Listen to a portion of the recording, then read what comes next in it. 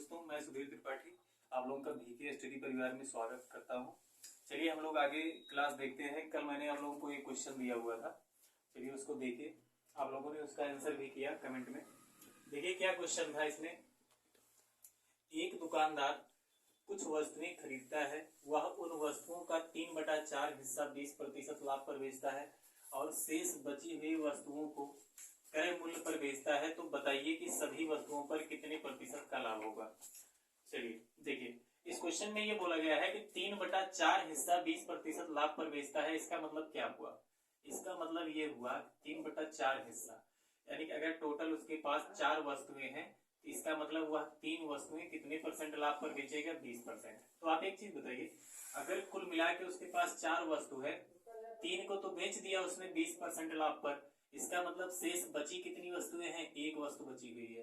तो इसी प्रकार हम लोग देखते हैं, जैसे कल मैंने बताया था आप लोगों से कि 3 वस्तु है, इसका मतलब 3 वस्तु को वो बेच रहा है 20% लाभ पर। कितने परसेंट लाभ पर बेच रहा है? 3 वस्तुओं को 20% लाभ पर। अब बची हुई कितनी वस्तु है? एक वस्तु को वह कितने पर बेच रहा है? शेष बची हुई वस्तु को क्रय मूल्य पर बेच रहा है। तो सब बताइए कि सभी वस्तुओं पर कितने प्रतिशत का लाभ होगा। क्वेश्चन में थोड़ा सा चेंज किया गया है, ध्यान से समझिए। इसमें क्या है कि दुकानदार कुछ वस्तुएं खरीदता है, वह उन वस्तुओं का 3/4 हिस्सा 20% लाभ पर बेचता है और शेष बची हुई वस्तुओं को क्रय मूल्य पर बेचता है। इसका मतलब 3 वस्तु को 20% लाभ पर बेचेगा, यानी कि टोटल उसको कितना लाभ होगा? 60% का। अब कह रहा है शेष जो बची हुई वस्तु है, यानी एक बची हुई वस्तु है, इसको वह क्रय मूल्य पर बेचता है। तो क्रय मूल्य पर बेचने का मतलब क्या हुआ? क्रय मूल्य पर बेचने का मतलब ये हुआ दोस्तों कि जितने में दुकानदार सामान को खुद लाया है, उतने ही रुपए में वो बेच दे रहा है। यानी कि अगर मान लीजिए मेरी कोई शॉप है, मैं 15 रुपए में ये पेन लेके आता हूँ और 15 में ही बेच देता हूँ, इसका मतलब मुझे ना फायदा हुआ है ना नुकसान हुआ है। तो अगर शेष बची हुई वस्तु को क्रय मूल्य पर बेचेगा, इसका मतलब एक वस्तु पे उसे 0% का फायदा होगा, यानी टोटल कितना फायदा होगा इस पे? 0 का। ये चीज समझ पाए? अब कह रहा है कि बताइए सभी वस्तुओं पर कितना लाभ होगा। तो आप एक चीज बताओ, सभी वस्तुओं पे हमको नहीं पता है कितना लाभ हुआ, लेकिन टोटल वस्तुएं कितना है? 4 पे हमको नहीं पता है कितना लाभ हुआ। हम मान लेते हैं चलो x% का लाभ हुआ होगा।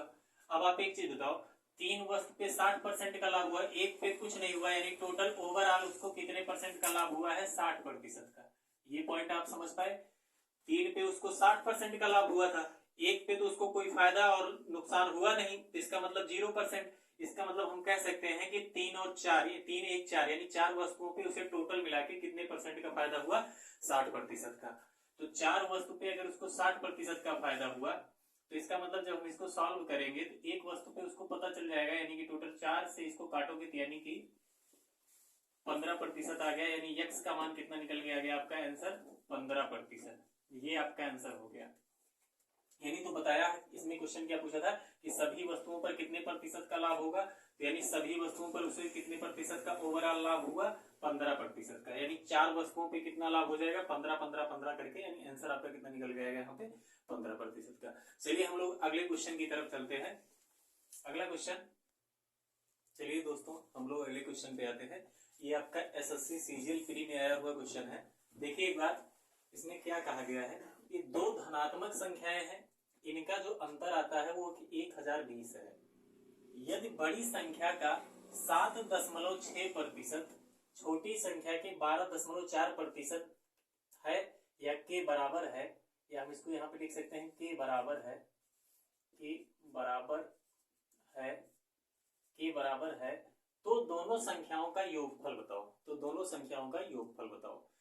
अब देखिए ऐसे क्वेश्चन में हमको दोनों संख्याओं के बारे में कुछ नहीं दिया गया है, तो अगर मैं मान लेता हूं कि मान लो बड़ी संख्या x है और छोटी संख्या y है, अपने आप मान लीजिए, क्योंकि देखिए यहाँ पे 2 धनात्मक संख्याएं, उनका अंतर दिया गया है। बड़ी संख्या के बारे में कुछ नहीं बताया गया, इतना बताया गया है बड़ी संख्या जो भी होगी उसका 7.6% जो निकालोगे वह छोटी संख्या के 12.4% के बराबर है। तो आप एक चीज बताइए, अगर बड़ी संख्या आप x मान लो, छोटी संख्या y मान लो, तो जैसे क्वेश्चन कह रहा है वैसे हम लोग चलते हैं। क्वेश्चन में बोला गया है कि बड़ी संख्या का 7.6%, यानी x का 7.6%। ये बराबर किसके दिया गया है, छोटी संख्या y के 12.4% के बराबर दिया गया है, 12.4% के बराबर दिया गया है। अब यहाँ पे हम लोग सॉल्व करते हैं इसको, प्रतिशत से आपका प्रतिशत कट जाएगा, एक अंक बाद यहाँ पे दशमलव है, एक अंक बाद यहाँ पे दशमलव है, ये दशमलव आपका खत्म हो जाएगा दोनों दशमलव से। अब आप इसको काटोगे, 4 से आप इसको काटिए, 4 एकम 4, 4 9 36, और इसको काटोगे 4 से तो 4 3 12, 4 एकम 4, यानी यहाँ पे क्या आया, x गुणे 19 ये बराबर हो गया y गुणे 31। ऐसे कंडीशन जब बनती है तो हम लोग क्या करते हैं, जो चर राशियां हैं उनको एक साइड में करते हैं और जो अचर राशियां हैं उनको एक साइड में करते हैं, ऐसे कंडीशन में। तो यहाँ पे गुणा दिया गया है तो y का गुणा हुआ है तो ये इधर आके भाग बन जाएगा, तो यानी x है, इसके नीचे ये भाग के रूप में आ जाएगा। इसी प्रकार ये 31 है, इधर गुणे में 19 है, इधर जाएगा जब बराबर के तो ये भाग के रूप में आ जाएगा, 31 और ये 19 आ गया। अच्छा दोस्तों, इसका मतलब यहाँ पे एक पॉइंट समझिए, x के सामने x का यूनिट आता है और y के सामने y का यूनिट आता है। अच्छा, ये यूनिट क्या होता है, यूनिट का मतलब ये होता है कि दोस्तों ये x का मान 31 भी हो सकता है, या 31 का डबल यानी 62 भी हो सकता है, या 31 का 3 गुना ज्यादा हो सकता है, या फिर 31 का आधा हो सकता है यानी 15.5 हो सकता है। यानी यूनिट का मतलब क्या होता है कि ये एक गुणक के रूप में आता है, यानी गुणक के रूप में, मल्टीप्लाई के रूप में आएगा। यानी x का मान 31 का मल्टीपल कुछ भी हो सकता है, यानी ये 31 का डबल भी हो सकता है, 3 गुना हो सकता है, 4 गुना हो सकता है, 5 गुना हो सकता है, या 31 का आधा हो सकता है, यानी जो भी होगा वो 31 के मल्टीपल में होगा। इसी प्रकार y का मान 19 होगा, या 19 गुना 38 होगा, या 19 या 57 होगा, या कुछ भी हो सकता है, लेकिन 19 के मल्टीपल में होगा। तो हम लोग यहाँ पे ये मान के चलते हैं कि x का मान जो है 31, यानी x के सामने x का मान आया, y के सामने y का मान आ गया। इसका मतलब हम कह सकते हैं x बराबर 31, y बराबर कितना है, 19 है। अब क्वेश्चन पे हम लोग आते हैं। क्वेश्चन में बोला गया है दो धनात्मक संख्याओं का अंतर जो है कितना दिया गया है, 1020। यहाँ पे दोनों संख्याएं, अगर x बराबर 31 आप मानते हो, y बराबर 19 मानते हो, तो यहाँ पे तो दोनों संख्याओं का अंतर हमारा कितना आ रहा है, 11 में से 9 जाएगा 2, और 3, 2 में से 1 जाएगा 1। यहाँ पे तो दोनों संख्याओं का अंतर 12 आ रहा है, लेकिन क्वेश्चन में बोला गया है कि दोनों संख्याओं का अंतर 1020 है, तो इसका मतलब 12 नहीं है, अंतर कितना दिया गया है, 1020 दिया गया है। यानी कितना गुना ज्यादा हो जाएगा, तो 12 8 96 और बच जाएगा 6, 12 5 60, यानी कितना गुना ज्यादा है, 85 गुना ज्यादा है। तो क्वेश्चन में जो बोला गया है दोनों संख्याओं का योगफल बताओ। इसका मतलब दोनों संख्याओं का योगफल, यहाँ पे दोनों संख्याएं हम लोग कितना निकाले थे, 31 और 19, इन दोनों का योग कितना हो जाएगा, 9 1 10 के 0 हासिल 1 3 1 4 1 5, यानी 50 ना होके ये भी 85 गुना ज्यादा, यानी कितना हो जाएगा, 85 गुना ज्यादा, यानी 0, और हम 25 के 5 हासिल 2, 5 8 40 2 42, यानी दोनों संख्याओं का योग कितना निकल के आया, 42 50। एक बार फिर से समझाते हैं आपको, ध्यान से समझिएगा क्वेश्चन में क्या बोला गया है। क्वेश्चन में बोला गया है कि बड़ी संख्या का इतना प्रतिशत यानी 7.6%, छोटी संख्या के 12.4% के बराबर है। तो बड़ी संख्या हम लोग x मान लिए और छोटी संख्या को y मान लिए। तो बड़ी संख्या यानी x का 7.6% बराबर किसके है, छोटी संख्या यानी y के 12.4% के। प्रतिशत इधर है, प्रतिशत इधर है, कट जाएगा, एक अंक बाद दशमलव यहाँ पे था, एक अंक बाद यहाँ पे था, दशमलव हट जाएगा। इसके बाद जब हम इसको काटेंगे तो यहाँ पे 19 आएगा और ये 31 आएगा, यानी x गुणे 19 बराबर y गुणे 31। तो अचर राशियों को एक तरफ करेंगे, चर राशियों को एक तरफ करेंगे, तो यानी x बटे y बराबर 31 बटे 19 आ गया। x के सामने x का मान आता है, y के सामने y का मान आता है, या हम कह सकते हैं x के सामने x का गुणक आएगा, y के सामने y का गुणक आएगा, या हम ये भी कह सकते हैं x के सामने मतलब x का यूनिट आएगा और y के सामने y का यूनिट आएगा। तो यहाँ पे हमने क्या देखा कि x बराबर अगर 31 मान ले, y बराबर 19 मान ले, तो दोनों संख्याओं का अंतर यहाँ पे 1020 दिया गया है, लेकिन यहाँ पे जब दोनों संख्याओं का अंतर आप निकालोगे 12 है, क्वेश्चन में तो 1020 दिया गया, आपने तो अंतर 12 निकाला, तो आपको सिर्फ ये चेक करना रहता है कि आपके आंसर से जो क्वेश्चन में आंसर दिया गया है उसमें कितने गुने का डिफरेंस आ रहा है। तो यहाँ पे हम लोग अंतर तो 12 निकाले, क्वेश्चन में अंतर दिया गया है 1020, तो हमने देखा 12 से 1020 कितना गुना ज्यादा है, 85 गुना ज्यादा, 12 8 96 बचेगा 6, 12 5 60, यानी टोटल कितना गुना ज्यादा है, 85 गुना ज्यादा। अब हमारे पास सारा क्वेश्चन सेट हो गया हमारा। अब क्वेश्चन में ये बोला है कि दोनों संख्याओं का योगफल बताओ, तो इसका मतलब यहाँ पे दोनों संख्याएं जो हम निकाले थे उसका भी 85 गुना करना पड़ेगा। तो 31 और 19 इन दोनों को जोड़ा, दोनों संख्याओं का योग 50 आया, 50 का 85 गुना करोगे तो आपका टोटल आंसर निकल के कितना आएगा, 4250। अगर इसी क्वेश्चन में दोस्तों ये बोला गया होता कि दोनों संख्याओं का गुणनफल बताओ, तो हम लोग क्या करते, 31 गुणे 19 करते, जो हमारा आंसर आता उसी का 85 गुना कर देते, उसी का 85 गुना कर देते। इसी क्वेश्चन में ये भी बन सकता है कि दोनों संख्याओं के वर्गों का योग बताइए, तब आप क्या करते, कुछ नहीं करना था, आप 31 का वर्ग कर देते और 19 का वर्ग कर देते, जो आंसर आपका आता 31 का वर्ग करने पे उसका 85 गुना करते और 19 का वर्ग करने पर उसका 85 गुना करते और उसके बाद जोड़ देते उसको। ठीक है, तो क्वेश्चन में जब आपके सामने, ध्यान से समझिए, जब ये चीज आपको मालूम हो जाता है कि जब आपने निकाला, कोई भी आंसर आप निकालते हो, उससे जो क्वेश्चन का आंसर दिया गया है आपको ये मालूम हो जाए वो उससे कितना गुना है, उसके बाद क्वेश्चन कुछ भी दे आपके सामने, आप उस चीज को उसी हिसाब से चिन्ह कर सकते हो। ठीक है, तो दोस्तों चलते हैं हम अगले क्वेश्चन पे। एक क्वेश्चन इसी तरीके का रहेगा, आप लोग लगाइएगा इसको। चलिए अगला क्वेश्चन देखिए। देखिए दोस्तों, इसमें क्या बताया था मैंने, इसको निकालने के बाद यानी x गुणे 7.6% दिया गया है और बराबर y गुणे 12.4%। तो प्रतिशत से प्रतिशत कैंसिल हो गया। यहाँ पे आपको पता है, यहाँ पे 19 आएगा और ये 31 आएगा, तो x बटे y बराबर आपका कितना आ गया, 31 बटे 19।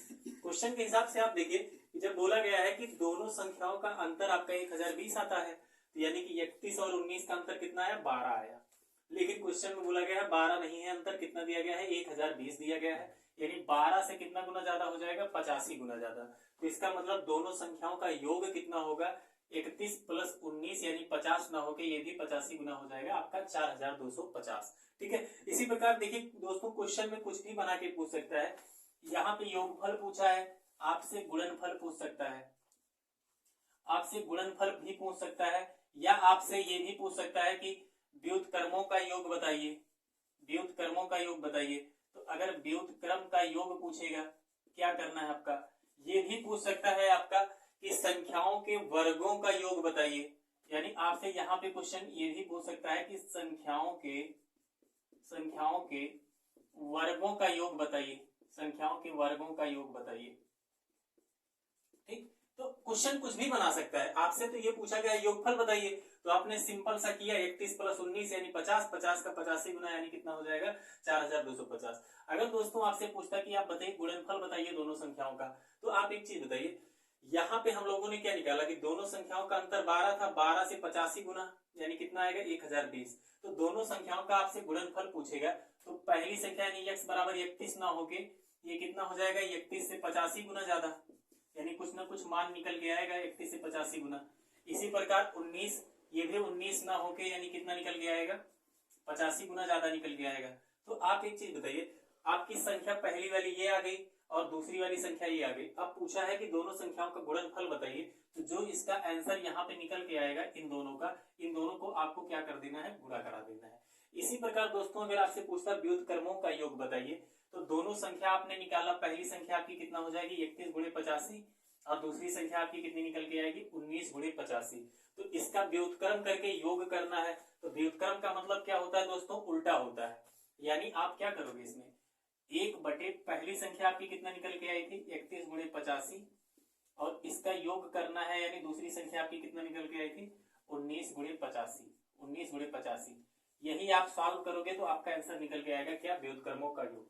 इसी प्रकार दोस्तों अगर आपसे क्वेश्चन में ये पूछा होता कि संख्याओं के वर्गों का योग बताइए, तो आप क्या करते, संख्या आपने ये निकाला था 31 गुणे 85 और दूसरी संख्या ये निकाला था 19 गुणे 85, इसका वर्ग करते, यानी पहली संख्या का वर्ग करते और दूसरी संख्या का वर्ग करते और दोनों को जोड़ देते, यही आपका आंसर हो जाता। ठीक है दोस्तों, तो यहाँ पे आपसे कुछ भी बना के क्वेश्चन पूछ सकता है, लेकिन हाँ इतना टिपिकल नहीं आएगा कि आपको इतना ज्यादा मल्टीप्लाई करना पड़ेगा। लेकिन हाँ क्वेश्चन कुछ भी बना के पूछ सकता है, कोई जरूरी नहीं कि आपसे सिर्फ योगफल पूछे। यहाँ पे आपसे गुणनफल भी पूछ सकता है, व्युत्क्रमों का योग भी पूछ सकता है, संख्याओं के वर्गों का योग पूछ सकता है, संख्याओं के घन का योग पूछ सकता है, यानी आपसे कुछ भी पूछ सकता है, संख्याओं के वर्गों का अंतर पूछ सकता है आपसे। ठीक है दोस्तों, चलिए हम लोग अगले क्वेश्चन पे आते हैं। अगला क्वेश्चन देखिए, चलिए दोस्तों हम लोग अगले क्वेश्चन पे आते हैं। दोस्तों इस क्वेश्चन को बहुत ध्यान से देखिएगा, क्योंकि ये क्वेश्चन आपका यहाँ पे भी आया है और आपका चक्रवृद्धि ब्याज में इसी टाइप से, इसी मेथड से आपको ये क्वेश्चन मिलेगा। तो आगे 2-3 चैप्टर में ये क्वेश्चन आपको मिलेगा। ठीक है, तो दोस्तों इस क्वेश्चन को ध्यान से समझिए। जैसे क्वेश्चन में दिया गया है कि एक शहर की जनसंख्या 5000 है, पुरुषों की जनसंख्या 6% और महिलाओं की जनसंख्या में, यानी पुरुषों की जनसंख्या में 6% और महिलाओं की जनसंख्या में 14% की वृद्धि हो जाए तो एक साल बाद गांव की जनसंख्या 5540 हो जाएगी। तो वर्तमान में पुरुषों की जनसंख्या ज्ञात करें। दोस्तों इसका जो तरीका होता है, अगर आप x और y मान के लगाओगे, काफी लॉन्ग मेथड होगा। इसका जो तरीका मैं बताने जा रहा हूँ, इस क्वेश्चन को ध्यान से समझिएगा, बहुत आसानी से आएगा। और आप इस चीज को समझिए, जैसे शहर में ये 5000 जो जनसंख्या दी गई है, इसमें पुरुष कितने हैं, महिला कितने हैं, ये चीज हमको नहीं मालूम है। ठीक है, तो अगर आपसे पूछा जाए पुरुषों की जनसंख्या में 6% की वृद्धि हुई है, तो आपको जब ये नहीं मालूम है कि पुरुष की जनसंख्या कितनी होगी, तो आप क्या करोगे, आप x मान के लगाओगे, आप x मानोगे और महिला की जनसंख्या क्या हो जाएगी, 5000 का -x करोगे। तो ये बहुत लॉन्ग मेथड पड़ जाता है। ठीक है, इसके बाद आप x का मान निकालोगे तो आपके सामने बहुत सारा आपको लगाना पड़ेगा। तो ध्यान से समझिए इस क्वेश्चन में क्या करना रहता है। जैसे टोटल जनसंख्या आपके सामने 5000 दिया गया है, टोटल जनसंख्या 5000 है। अब 5000 में पुरुष भी है और महिला भी है इसमें, लेकिन हमको नहीं पता है कितने पुरुष हैं कितनी महिला हैं। और पुरुष की जनसंख्या में 6% की वृद्धि हो रही है और महिला की जनसंख्या में 14% की वृद्धि हो रही है। अगर क्वेश्चन में ऐसा होता कि पुरुष की जनसंख्या में 6% वृद्धि हो रही है और महिला की जनसंख्या में भी 6% की वृद्धि हो रही है, तब हम लोग आसानी से निकाल लेते कि टोटल जनसंख्या में अगर पुरुष भी 6% बढ़ रहे हैं और महिला भी 6%, तो टोटल 5000 का 6% निकाल लेते, आराम से हमको मालूम हो जाता। लेकिन इसमें परसेंटेज अलग अलग दे दिया गया है, इस वजह से क्वेश्चन ये थोड़ा सा टिपिकल हो जाता है। तो ध्यान से समझिए, इसमें क्या करना है आपको, इसमें आप एक चीज बताइए, टोटल जनसंख्या 5000 है। अगर मैं मान लूं कि पुरुष यहाँ पे हैं, कुछ लोग पुरुष हैं और यहाँ पे कुछ महिलाएं हैं, कुछ क्या है, महिला है, और पुरुष की जनसंख्या में 6% की वृद्धि हो रही है और महिला की जनसंख्या में 14% की वृद्धि हो रही है। ठीक है, तो आप ऐसे क्वेश्चन में आपको क्या करना है, 6% अगर पुरुष की वृद्धि हो रही है तो अगर महिला का 14% हो रहा है, तो इसमें आप क्या करिए, अगर हम मान लें, अपने आप से आपको मान लेना है कि अगर महिला की जनसंख्या में 6% की ही वृद्धि हो, अगर महिलाओं की जनसंख्या में 6% की ही वृद्धि हो, तब यानी बचा, यानी यहाँ पे कितना परसेंट बच जाएगा, यानी 14 में से 6 गया, यानी 8%। कितना हो गया, 8%। इस पे अभी हमको ध्यान नहीं देना है। अगर मैंने क्या मान लिया, अपने आप मान लो, अगर पुरुष की जनसंख्या में 6% वृद्धि हो रही, तो अगर हम महिला को भी 6% मान के चलें तो 5000 की जनसंख्या, आप बताइए 5000 की जनसंख्या में टोटल 6% की वृद्धि हो जाती, तो 6% इसका निकालोगे, 0 से 0 कट जाएगा, यानी टोटल 300 वृद्धि होता। कितना होता, 300 की ही जनसंख्या में वृद्धि होती। तो जनसंख्या एक साल बाद कितना हो जाती, 5300 हो जाती। लेकिन क्वेश्चन में दिया गया है जनसंख्या कितनी हो गई है, 5540 हो गई है। इसका मतलब अगर यहाँ पे ही 6% वृद्धि होता, यहाँ पे भी सिर्फ 6% होता, 14 ना होता, तो टोटल सिर्फ 300 लोग बढ़ जाते, और 300 लोग बढ़ जाते तो हमारी जनसंख्या जो होती वो सिर्फ 5300 होना चाहिए था। लेकिन जनसंख्या आपके पास कितनी दी गई है, एक साल बाद 5540 दिया गया है। यानी टोटल देखो आप यहाँ पे कितनी जनसंख्या ज्यादा हुई है, तो आप इसको कैलकुलेट करोगे, 4 और 5 में से 3 या 2, यानी यहाँ पे हमने क्या देखा कि 240 जनसंख्या ज्यादा मिली है, यानी 240 जनसंख्या ज्यादा बढ़ी। अच्छा ये बताइए दोस्तों कि ये 240 आया कहां से, इसका मतलब ध्यान से यही एक की पॉइंट मेरा समझ लीजिएगा दोस्तों, इसके बाद आपको ऐसे क्वेश्चन में बिल्कुल दिक्कत नहीं होगा। अगर पुरुष की जनसंख्या 6% बढ़ी होती और महिला की जनसंख्या सिर्फ 6% बढ़ी होती, तो टोटल दोनों का जब 6% बढ़ता तो जनसंख्या 5000 का 6% यानी सिर्फ 300 जनसंख्या बढ़ती और जनसंख्या कितनी हो जाती, 5300।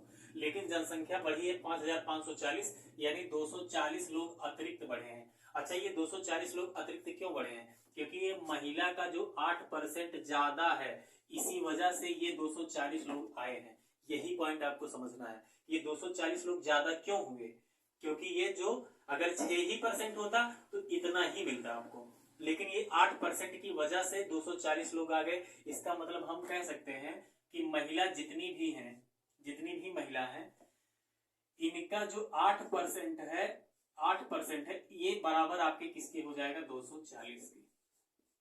यहां से आराम से आप बता सकते हो कि महिला की जनसंख्या कितनी है। इसको जब आप सॉल्व करोगे तो महिला की, मेल मत समझिएगा दोस्तों, ये महिला है या हम इसको ऐसे फीमेल लिख सकते हैं, यहाँ फीमेल मान लीजिए, ये फीमेल है तो फीमेल का 8% आप निकालोगे, 8/100, ये बराबर 240 के दिया गया है। आप इसको सॉल्व करोगे, 8 त्रिक 24 30 और ये इधर 0 0 हो जाएगा, यानी ये टोटल महिलाओं की जनसंख्या कितनी निकल के आ गई 3000। आराम से क्वेश्चन आपका बन गया। महिला की जनसंख्या 3000 है, आपसे पूछा है वर्तमान में पुरुषों की जनसंख्या ज्ञात करें। तो आप एक चीज बताइए, अगर टोटल जनसंख्या 5000 है, महिलाओं की जनसंख्या पूछता तो 3000 होता, तो इसका मतलब पुरुषों की जनसंख्या कितनी हो जाएगी, 5000 में से 3000 आप घटा दोगे तो आपका आंसर कितना निकल के आएगा 2000। यानी पुरुषों की जनसंख्या यानी मेल की जनसंख्या यहाँ पे कितनी है 2000 है। ये आपका दोस्तों आंसर हो जाएगा। ध्यान से समझिएगा, ऐसे क्वेश्चन में हम लोग क्या करते हैं, क्वेश्चन में सिंपल सी बात है, शहर की जनसंख्या 5000 है, इसमें दिक्कत यही होता है कि पुरुषों की जनसंख्या में अलग प्रतिशत दिया जाता है, महिलाओं की जनसंख्या में अलग दिया जाता है। तो हम लोग क्या करते हैं ना, एक कॉमन प्रतिशत बना लेते हैं। यानी अगर हम 6% ये है, ये 14 है, तो हम कम वाले के बराबर ही बना लेते हैं। अगर टोटल जनसंख्या 5000 थी, पुरुषों में 6% की वृद्धि होती है एक साल में, महिलाओं में 14 हो रही थी, तो हमने क्या किया, इसको 6% यानी इसके बराबर 6% बनाया और प्लस जो शेष बचा हुआ है इसको अलग से जोड़ दिया, यानी 8 से 14% हुआ। लेकिन आप यहां से आपको यही चीज समझना है कि अगर पुरुष में भी 6% बढ़ता और महिला में भी 6% बढ़ता, यानी टोटल जनसंख्या में सिर्फ 6% की वृद्धि होती, तो हमारे पास सिर्फ 300 की जनसंख्या एक साल बाद बढ़ती, यानी टोटल जनसंख्या 5000 में 300 ज्यादा, यानी कितना हो जाता 5300 हो जाता। कितना हो जाता दोस्तों 5300 हो जाता। लेकिन क्वेश्चन में बोला गया है एक साल बाद जनसंख्या 5540 आई। तो आप बताइए ये 240 कैंडिडेट जो आए हैं ये किस वजह से ज्यादा आए हैं, क्योंकि महिलाओं की जनसंख्या में 8% अतिरिक्त वृद्धि हुई है, इसी वजह से 240 लोग आए हैं। इसका मतलब महिला का जो 8% है ये बराबर किसके हो जाएगा 240 के। इसका मतलब इसको जब सॉल्व करोगे तो महिलाओं की जनसंख्या 3000 निकल के आएगी। पुरुषों की जनसंख्या पूछा है, वर्तमान जनसंख्या पूछा है, तो इसका मतलब क्या हो जाएगा, महिला जो वर्तमान में है 3000 है, टोटल जनसंख्या 5000 थी, तो 5000 में से 3000 घटा दो, यानी पुरुषों की जनसंख्या कितनी निकल के आएगी 2000 आएगी। अगला क्वेश्चन सेम टाइप का है दोस्तों, अगला क्वेश्चन आप लोग लगाइए। चलिए दोस्तों अगला क्वेश्चन सेम तरीके का क्वेश्चन है, आप एक बार इसको पढ़िएगा। एक शहर की जनसंख्या 4000 है, पुरुषों की जनसंख्या में 8% और महिला की जनसंख्या में 10% की वृद्धि हो जाए तो एक साल बाद शहर की जनसंख्या कितना हो जाती है 4352 हो जाएगी। तो वर्तमान में पुरुषों की जनसंख्या ज्ञात करें। सेम ही तरीके का दोस्तों क्वेश्चन है, क्या करना है आपको आइडिया मालूम है। टोटल जनसंख्या 4000 है, इसमें से कुछ मेल है कुछ फीमेल है। मेल में वृद्धि हो रही है 8% की और महिला में हो रही है कितना, फीमेल में कितना हो रही है 10% की। यही क्वेश्चन आपको क्या करता है ना कि थोड़ा सा जो प्रतिशत अलग अलग दे देता है, यही थोड़ा दिक्कत करता है। तो हम लोग क्या करते हैं ना, इसको बराबर बना लेते हैं। इसको बराबर बनाने का मतलब क्या हुआ कि 8% ये है, ये 10% है, इसको भी हम 8% बना ले और प्लस 2% कर दे। अब आप एक चीज बताइए दोस्तों कि अगर टोटल जनसंख्या 4000 है, अगर पुरुष में भी 8% की वृद्धि हो जनसंख्या में और महिला में भी 8% हो, इसका मतलब दोनों में टोटल मिला के 8% की जनसंख्या में वृद्धि हो रही है। तो आप सिंपल सा आप निकालोगे कि अगर सिर्फ 8% की वृद्धि होती तो टोटल जनसंख्या कितना बढ़ जाती 832, यानी टोटल जनसंख्या कितनी होती एक साल बाद 320 ज्यादा होके, यानी टोटल जनसंख्या कितनी हो जाती 4320। कितना हो जाता जनसंख्या टोटल 4320 हो जाता है। लेकिन दोस्तों क्वेश्चन में दिया गया है कि टोटल एक साल बाद शहर की जनसंख्या हो जा रही है 4352। कितना हो जा रहा है 4352। लेकिन यहाँ पे जनसंख्या अगर 8 ही 8 होता तो कितना हो जाता 4320। तो आप ये चीज बताइए, आप देखोगे कितना ज्यादा क्वेश्चन दिए, मतलब क्वेश्चन में कितना ज्यादा जनसंख्या बढ़ के हुई है। आप देखोगे तो यहाँ पे चेक करोगे तो आप कितना आ जाएगा आपका 32, 5 में से 2 गया 3 और ये कट जाएगा। आपने क्या देखा दोस्तों कि ये 32 जनसंख्या जो ज्यादा हुई है ये किस वजह से हुई है, क्योंकि महिला की जनसंख्या में जो ये 2% की अतिरिक्त वृद्धि होती है उसी वजह से ये 32 ज्यादा इसमें आया है जनसंख्या। लेकिन अगर ये 2% अतिरिक्त वृद्धि ना होता, यहाँ पे भी 8% की वृद्धि होती और यहाँ पे भी 8% की वृद्धि होती, तो सिर्फ जनसंख्या आपकी ये होती और आपके क्वेश्चन में ये दिया जाता। लेकिन अतिरिक्त आपको ज्यादा कितना दिया गया, 32 जनसंख्या। इसका मतलब हम सिंपल सा समझ पाए कि महिला की जनसंख्या में जो 2% की अतिरिक्त वृद्धि है ये किसके बराबर आ रही है, 32 की। तो आप इसको जब सॉल्व करोगे तो यहाँ पे क्या आएगा, इसको जब सॉल्व करोगे तो 2/100 और यहाँ पे आप इसको 32 और इसको काट दीजिए 16 और 0, यानी फीमेल की जनसंख्या दोस्तों कितना निकल के आ गई यहाँ पे 1600। महिलाओं की जनसंख्या कितनी निकल गई, 1600। अगर क्वेश्चन में दोस्तों आपसे सिर्फ महिलाओं की जनसंख्या पूछा होता तो हमारा आंसर कितना हो जाता, 1600। लेकिन आपसे पुरुष की जनसंख्या पूछा है। टोटल जब जनसंख्या 4000 है जिसमें से 1600 महिला है, तो शेष जनसंख्या किसकी होगी, पुरुषों की होगी। आप इसको घटा दीजिए, यानी टोटल कितना आ जाएगा आपका 2400। कितना आ जाएगा दोस्तों, 2400। पुरुषों की जनसंख्या कितना निकल गया है, 2400। उम्मीद करते हैं दोस्तों ये वाला क्वेश्चन आप लोगों को बहुत अच्छे से समझ में आया होगा। 2 क्वेश्चन हमने इस टाइप का करा दिया है आप लोगों को, और ये क्वेश्चन बहुत अच्छे से समझिएगा। जिसको नहीं समझ में आया होगा आप क्या करिएगा, थोड़ा वीडियो पीछे लेके जाके दोनों क्वेश्चन एक बार फिर से देखिएगा, क्योंकि दोस्तों ये बहुत ही इंपॉर्टेंट क्वेश्चन है और इससे रिलेटेड आपको क्वेश्चन यहाँ पे भी मिल रहा है और आगे आप चाल समय दूरी पढ़ोगे वहां पे भी मिलेगा। एक क्वेश्चन आता है जिसमें आपको पैदल चाल या साइकिल की चाल आएगी, या आपसे कार और साइकिल की चाल आ जाएगी, वहां पे भी चाल का डिफरेंस आता है, वहां पे भी चाल का डिफरेंस आता है। तो यही मेथड हम लोग यूज करते हैं। ऐसे ही आप चक्रवृद्धि ब्याज जब पढ़ोगे तो वहां पे भी ये क्वेश्चन इसी टाइप से लगाया जाता है और ये तरीका दोस्तों बहुत बेहतरीन तरीका है। हम x y मान के भी लगा सकते थे, x मान के भी लगा सकते थे, लेकिन तब दोस्तों क्वेश्चन में आप बहुत ज्यादा टाइम लेते। अगर आप इसको प्रैक्टिस कर लोगे दोस्तों शायद आपको पेन लगाने की जरूरत नहीं पड़ेगी, आप आसानी से बता सकते थे। आपको अगर आइडिया हो जाता तो आप सीधा दिमाग से ही 4000 का 8% निकालते तो आपको मालूम हो जाता है 320 होगा, और आप माइंडली ही कैलकुलेट करके ये 32 जो है आपको सिर्फ यहां से लगाने की जरूरत दोस्तों पड़ती, ठीक है। और बहुत आसानी से आप 2 लाइन में क्वेश्चन को कर सकते हो, और 2-3-4 बार जहां इसको देख लिया आपने और प्रैक्टिस कर लिया तो इस टाइप का क्वेश्चन आप शायद कभी गलती नहीं करोगे। चलिए दोस्तों हम लोग अगले क्वेश्चन की तरफ बढ़ते हैं। अगला क्वेश्चन, चलिए दोस्तों अगले क्वेश्चन पे हम लोग आते हैं। ये क्वेश्चन क्या कह रहा है, देखिए 2 संख्याओं का योग 520 है, यानी 2 संख्याएं हैं उनका योग करने पे 520 आएगा। बड़ी संख्या में 4% की कमी होती है और छोटी संख्या में 12% की वृद्धि होती है, तो जो प्राप्त संख्याएं हैं ये बराबर आएंगी। यानी बड़ी संख्या जो भी होगी उसमें अगर 4% की कमी कर दो और छोटी संख्या में 12% की वृद्धि कर दो तो जो मान आएगा वो दोनों बराबर रहेगा। तो आपसे पूछा है छोटी संख्या क्या है। अब ऐसे क्वेश्चन में दोस्तों देखिए, ऐसे क्वेश्चन में क्या है कि आप या तो ऑप्शन का सहारा ले लीजिए, ऑप्शन का सहारा लेके भी लगा सकते हो इसमें, ठीक है दोस्तों। अगर ऑप्शन का सहारा नहीं लोगे तो आप x y मान के लगाइए। जैसे अगर बड़ी संख्या x है और छोटी संख्या मैं y मान लो। मैंने आपसे बताया था पहले दिन जब मैंने परसेंटेज की क्लास ली थी तो उसमें मैंने बताया था कि कोई भी संख्या अपने आप में 100% होती है। यानी अगर आप x का 100% निकालना चाहोगे तो आपको भी पता है 100/100 हो जाएगा ये, इसका मतलब x का मान x ही रहेगा। इसी वजह से दोस्तों बोला जाता है कि कोई भी संख्या है वो अपने आप में क्या होती है, 100% होती है। यानी अगर उसके मान में कमी किया जाएगा, अगर प्रतिशत में 4% की कमी हो रही है तो ये 100 से कम होगा, यानी 100 से कम होगा तो ये कितना हो जाएगा दोस्तों, ये 96% हो जाएगा। यानी x अभी 100%, इसका मान अभी 100% है, लेकिन जब 4% की कमी कर दिया जाएगा तो इसका मान कितना हो जाएगा, 96% हो जाएगा।